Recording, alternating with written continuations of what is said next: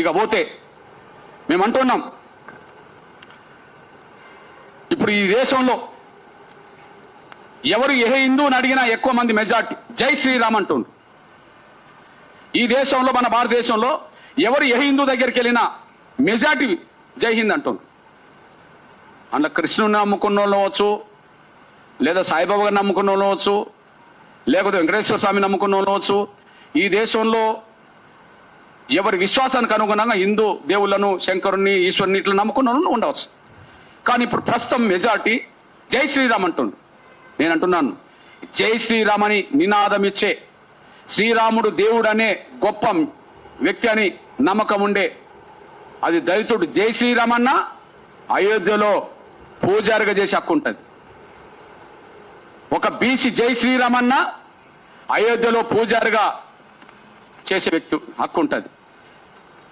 ఒక ఎస్టీ జై శ్రీరామ్ అన్న నేను హిందువునన్నా అక్కడ పూజారిగా చేసే హక్కు ఉంటుంది. ఒక ఓసి బ్రాహ్మణేతరులు ఎవరు జై శ్రీరామ్ అన్నా ఆడ అయోధ్యలో చేసే హక్కు ఉంటుంది. నేను ఈ హక్కు గురించి మాట్లాడుతున్నా.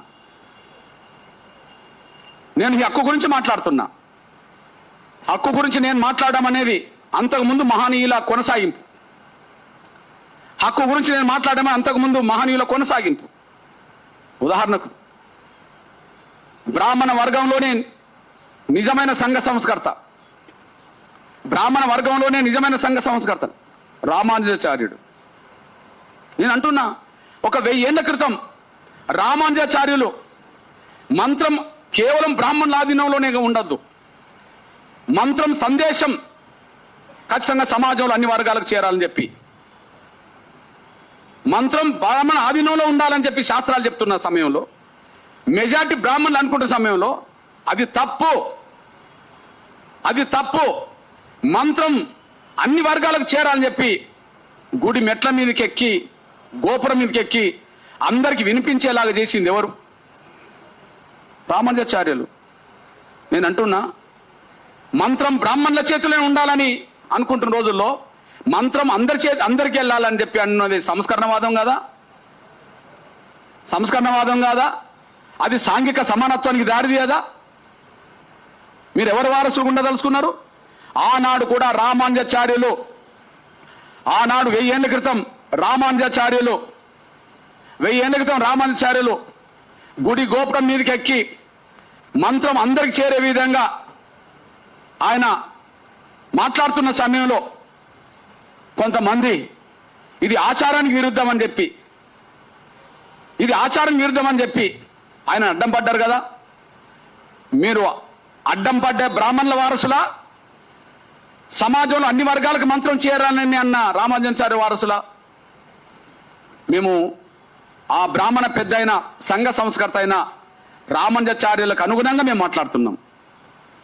మంత్రం కేవలం బ్రాహ్మణులు మాత్రమే మంత్రం చేయాలని చెప్పి, మా ఆధీనంలో ఉండాలని చెప్పి అంటున్న రోజుల్లో అందరికి పోవాలని చెప్పి ఆయన మేము దాన్ని ముందుకు నడిపిస్తున్నాం. దాని కొనసాగింపు డాక్టర్ బాబాసాహెబ్ అంబేద్కర్ అనుకుందాం. దాని కొనసాగింపు డాక్టర్ బాబాసాహెబ్ అంబేద్కర్ కాలంలో ఖచ్చితంగా హిందూ దేవాలయంలో దళితులకు, అస్పృశ్యులకు కూడా ప్రవేశం ఉండాలని చెప్పి పోరాటం చేశాడు. 1930లో దళితులకు అందరికీ దేవాలయ ప్రవేశం ఉండాలని చెప్పి పోరాటం చేశాడు. నాసిక్ పోరాటం అదే కదా, అంబేద్కర్ చేసిందే కదా నాసిక్ పోరాటం. అంటే ఇప్పుడు అంబేద్కర్కు ఎవరు స్ఫూర్తి అని చెప్పిండు? అంబేద్కర్ ఈ దేశంలో నిజమైన సమానత్వాన్ని, సాంఘిక సమర్థాన్ని కోరిన రామానుజాచార్యులు నాకు స్ఫూర్తి అని చెప్పిండు కదా. రామానుజాచార్యులో కాలంలో మంత్రాలు అందరికి చేరాలని చెప్పుంటున్న కాలంలో అడ్డుపడ్డది ఎవరో మీ అందరు తెలుసు. ఆడ బ్రాహ్మణ సమాజం అడ్డం పడ్డది. ఇప్పుడు దేవాలయ ప్రవేశం చేయాలని చెప్పి నాసిక్ పాఠం అంబేద్కర్ చేస్తున్న రోజుల్లో మరి అడ్డం పడ్డది ఏ వర్గం? బ్రాహ్మణ వర్గం అడ్డం పడ్డది. ఇప్పుడు దానివల్ల ఇవాళ అన్ని దేవాలయాల్లోకి రాజ్యాంగం వచ్చిన తర్వాత, అంబేద్కర్ రాజ్యాంగం రాయకముందు ఈ పోరాటం చేశాడు. రాజ్యాంగంలో ఎలాంటి వివక్షత ఉండద్దు, ఏ దేవాలయాలకు వెళ్ళినా ఎవరిని వివక్షత చూపద్దని చెప్పి రాజ్యాంగం రాశాడు. ఇప్పుడు మెజార్టీ దేవాలయాల్లోకి అందరు వెళ్తుండ్రు కదా, ఇంకా అక్కడక్కడ వివక్షత కొనసాగుతున్నా, అక్కడక్కడ కొంత ఇబ్బందులు ఎదురవుతున్నా అన్ని దేవాలయాలకి అందరు వెళ్తున్నారు కదా. అంటే సమానత్వం వైపు అడుగులు వేయడానికి అంబేద్కర్ ముందుకు తీసుకొచ్చాడు కదా. ఇప్పుడు మేమంటున్నామంటే ఆ గర్భగుడిలోనే మా పూజారులు ఉండాలంటున్నాం. ఒకనాడు మంత్రాలు అందరికి చేరాలని ఆయన అన్నాడు. గుడిలోకి అందరికి ప్రవేశించక ఉండాలని చెప్పి అంబేద్కర్ అన్నాడు. పూజారులుగా ఉండే హక్కు అందరికి ఉండాలని చెప్పి నేను అంటున్నా. ఇది కొనసాగింపు కాదా? ఇది రామానుజాచార్యులు అంబేద్కర్ స్పిరిట్ ను ముందుకు తీసుకెళ్లడం కాదా? దీనివల్ల మనం బలపడతామా బలహీనపడతామా? దీనివల్ల మనం బలపడతామా బలహీనపడతామా? అసలు ఎందుకు కలవరపడుతున్నారు? ఎందుకు కలవరపడుతున్నారు? అందులో ఒక వర్గం ఎందుకు కలవరపడుతున్నది? కానీ ఒకటి మాత్రం స్పష్టం, రామానుజాచార్యుల కాలంలో రామానుజాచార్య స్పిరిట్ ను అడ్డపడాలని ప్రయత్నం చేసింది బ్రాహ్మణ వర్గమే. అంబేద్కర్ కాలంలో దేవాలయ ప్రవేశం దళితులకు వద్దని చెప్పి రోడ్డు మీదకి వచ్చింది కూడా బ్రాహ్మణ వర్గమే. ఇప్పుడు దీని మీద మాట్లాడండి. ఎందుకంటే అయోధ్యతో పాటు, మళ్ళీ చెప్తున్నా, అయోధ్యతో పాటు ఈ దేశంలో ఉండబడే హిందూ దేవాలయాలన్నిట్లో, అయోధ్యతో పాటు ఈ దేశంలో ఉండబడే అన్ని దేవాలయాల అన్నిట్లో ఖచ్చితంగా పూజారులుగా, ప్రధాన పూజారులుగా ఎస్సీ, ఎస్టీ, బీసీ వర్గాలు ఉండాల్సిందే. బ్రాహ్మణేతర వర్గాలందరూ ఉండాల్సిందే.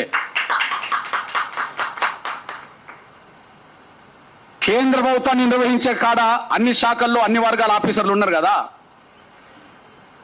వైద్యం వృత్తి చేసే కాడ అన్ని శాఖల్లో అందరు ఉన్నారు కదా, అన్ని వర్గాలు ఉన్నారు కదా. మన సెక్రటరీకి వెళితే అన్ని వర్గాల వాళ్ళు సెక్రటరీలు ఉన్నారు కదా. మన దేవాలయానికి వెళితే అన్ని వర్గాల వాళ్ళు పూజారులు ఎందుకు ఉండద్దు? ఓకే, యేసుక్రీస్తుని నమ్ముకున్న కాడ వాళ్ళు ఎస్సీలు నమ్ముకుంటే ఎస్సీలు పాస్టర్లు అవుతాండ్రు, ఎస్సీలు నమ్ముకుంటే ఎస్సీలు పాస్టర్లు అవుతాండ్రు, బీసీలు నమ్ముకుంటే బీసీలు పాస్టర్లు అవుతాండ్రు, ఓసీలు నమ్ముకుంటే వాళ్ళే ఎక్కువ మంది పాస్టర్లు అయి కూర్చున్నారు. ఓకే, చర్చికి వెళ్ళిన కాడ, క్రీస్తు కాడ ఏ వర్గాల వాళ్ళు వెళ్ళినా ఆ వర్గాలకు సంబంధించిన వాళ్ళు పాస్టర్లు అవుతుండ్రు కదా. ఇస్లాం మతం తీసుకుంటే ఎవరైనా సరే ముల్లాలు అక్కడ అవుతుండ్రు కదా.